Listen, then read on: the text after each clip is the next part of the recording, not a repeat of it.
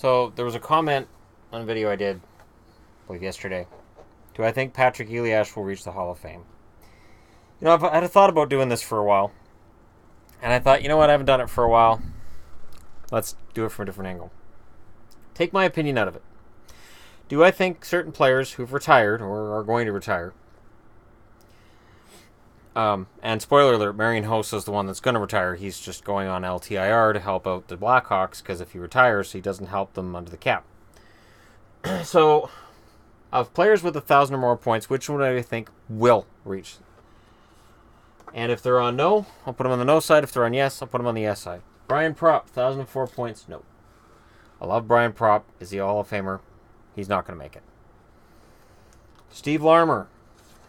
I think if Larmer was going to make it to the Hall of Fame, it would have happened by now. I loved Larmer. Great player. He's not going to make it. Dale Hunter.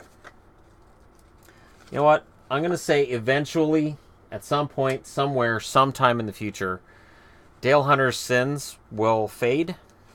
And the fact that he scored 1,000 points and had 3,000 penalty minutes is going to impress somebody and get him in the Hall of Fame. Brian Bellows at 1,022 points. Of course, these are the number of points these guys scored. They will be going up as I do this countdown. Brian Bellows, I can't see him being in the Hall of Fame. I love the guy, though. Patrick Elias is interesting. I'm leaning towards yes because of the fact that he played a key role on the Devils team that was a winner. And he did more than just score points, and I think his overall game will get him into the Hall of Fame. Alex Kovalev, I don't think makes it into the Hall of Fame, but he should. Kovalev absolutely should. Next up on the list, another Russian, Alex Mogilny. Yes. Eventually Mogilny will make the Hall of Fame, and he should already be in there. Alex Mogilny was the first young, talented Russian to come over from the Soviet Union. As the Soviet Union's crumbling, Mogilny's finding his way out the door. Came over, played for Buffalo. It took a lot of guts for him to walk out the way he did. You know, if the Soviet Union hadn't fallen down, who knows what would have happened. Marty St Louie, I'll say eventually yes. Marty St Louie gets into the Hall of Fame. Scores more than 1,000 points and manages to do so while being slight in terms of his size. I think that's a good story. Doug Weight, no. I don't think Doug Weight makes the Hall of Fame. Because if he was going to, he would have by now. Bobby Smith, no. Bobby Smith is also on the no side because he's been retired a long time. Pat Verbeek. Verbeek's another one. I want to give him the Dale Hunter rule, but I can't see Verbeek getting in there. Even though he's got 1,063 points, got 43 more than Hunter, and penalty minutes, there's not a whole lot to separate the two of them. Verbeek was kind of an ass, but he managed to carve out a pretty good career for himself. Just, I don't think he makes the Hall. Ray Whitney, recent retiree, I don't think he makes the Hall of Fame. 1,064 points. I still don't think he makes it. Keith Tkachuk, I think eventually makes it. With 1,065 points, I think Tkachuk, for his all-around game as a power forward, I think eventually he does make it. Dave Taylor would have made it by now if he was going to. Do I think he should have? Yeah, I think he should have made it shortly after he retired. I'm kind of surprised he didn't. Now we're into the criminal. Theoren Fleury should be in the Hall for two reasons. One, he put up these points. And two, the personal demons he was dealing with while he put up 1,088 points in his career, he should be in the Hall. He's an inspirational story now. He wasn't when he played for a lot of his career, and I think that's part of the reason why he's still not in there. But it would be a good story to get him in there. Marian Hossa at 1,134 points. Yes. Absolutely yes. Daniel Alfredsson at 1,157 points. Yes. Alfredsson, for me, falls in on the yes side. He played almost his entire career with Ottawa. He should have played his entire career with Ottawa, shouldn't he? Rod Brind'Amour, no.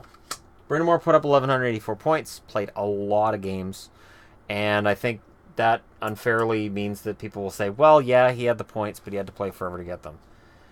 I'm not one of the voters, so I don't have a say. Brind'Amour doesn't make it. Vincent Don Foose, I think there's enough people who have heard about the fall of Vincent Don Foose to understand why he's not in the Hall.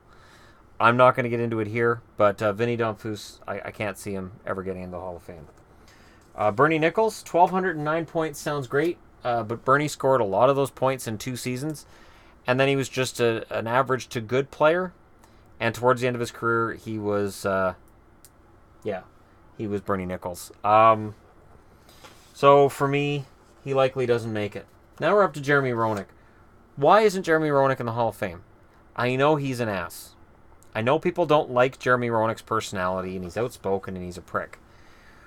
But he was a damn good player. I didn't like him either. But he belongs in the Hall of Fame. And I'm baffled that there's this many guys already that have come up with it and said, yeah, no, they belong in the Hall that aren't in there. You could have a class in the Hall of Fame of Alexander McGillney, Jeremy Roenick, Theoren Fleury, Keith Tkachuk, and I don't know very many people who would take issue with any of those picks. And it is strange to me that those guys aren't in there. When you see some of the guys who have gone in, Bill Barber's the one that sticks out for me. Bill Barber was a really good player, but Hall of Fame, I don't know. I guess Broad Street Bullies, but, over top of some of these guys, no. The number one point getter who's not in the Hall, now that Dave Andrechuk's got in, is Pierre Turgeon. Turgeon's in the know. He shouldn't be in the know. But he is. Turgeon put up a lot of points, but he played a very soft game. His intensity level was constantly questioned at all times. And I remember when he came to Dallas, it was an underwhelming appearance he had with Dallas. And he had a lot of those. But he still put up a lot of points in his career. Yep, he played in the live puck era for a lot of it. But he put up a lot of points. And that's part of being a Hall of Famer. And I think he scored enough that I think, again, if you put him in a class with McGillney, Roenick, Fleury, and Tkachuk, and then you throw in Pierre Turgeon, I really don't think people would have an issue with that. But there you go. In about 7 minutes, I go through everybody with 1,000 or more points and say who I think will and who I think won't get into the Hall of Fame.